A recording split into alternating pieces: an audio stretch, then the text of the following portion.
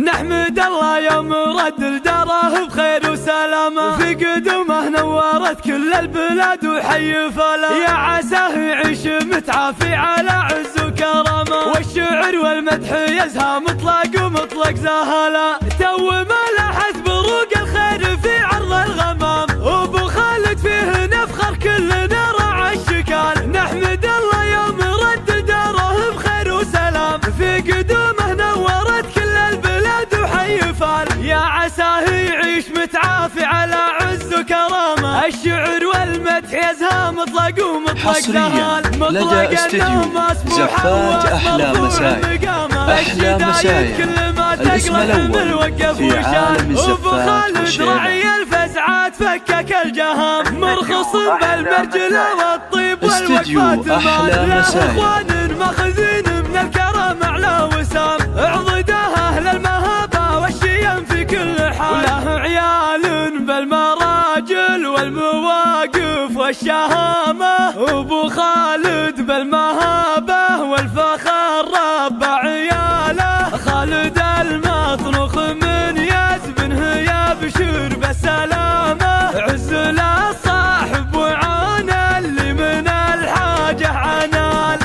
والكريم مبارك اللي سعد من حطه حزام، الكرم والطيب والوقفات خصله من خصال، والكفو عبد العزيز قال ما رد بكلام، يحتمي موقفه والكايد ليا من قام طال، وانت يا ابراهيم لك بالطيب من زال وعلامه، ابلج وشجاع ويجمل ورا الطيب وبسال، مطلق احفاده رجال والفخر ترقى سنامه، ناصر الوافي مع محمد ويا حي السلام، وعزوة حصريا لدى استديو زفات أحلى مساي. أحلى مساي الاسم الأول في عالم الزفات والشيلة، لابت تاريخها معروف بكسب الجمالة، استديو أحلى مساي في عرض الغمام، وابو خالد فيه نفخر كلنا راعى الشكال، نحمد الله يوم رد داره بخير وسلام، في قدومه نورت كل البلاد وحي فال، يا عساه يعيش متعافي على عز وكرامة، الشعر والمدح يزهى مطلق ومطلق زهال، مطلق النوم اسبوع حواس مرفوع مقامه، بالشدايد كل ما تقلى الحمل وقف وشال، ابو خالد رعي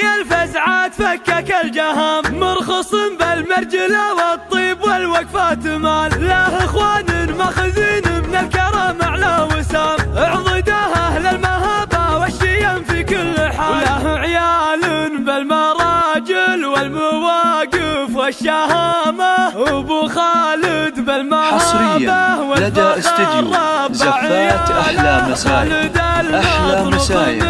الاسم الأول في عالم الزفات والشيلة، صاحب وعان اللي من الحاجة عنان، استديو أحلى مساي، مبارك اللي سعد من حطه حزام، الكرم والطيب والوقفات خصله من خصال، والكفو عبد العزيز قال ما رد بكلام، يحتمي موقفه والكايد ليا من قام طال، وانت يا ابراهيم لك بالطيب من زال وعلامه، ابلج وشجاع ويجمل ورا الطيب وبسال، مطلق احفاده رجال والفخر ترقى سنامه، ناصر الوافي مع محمد ويا حي السلام، وعزوة الامجاد ابو حواس ورجال الزعامه، بالامور الكايده والمجد تحمي كل قوام،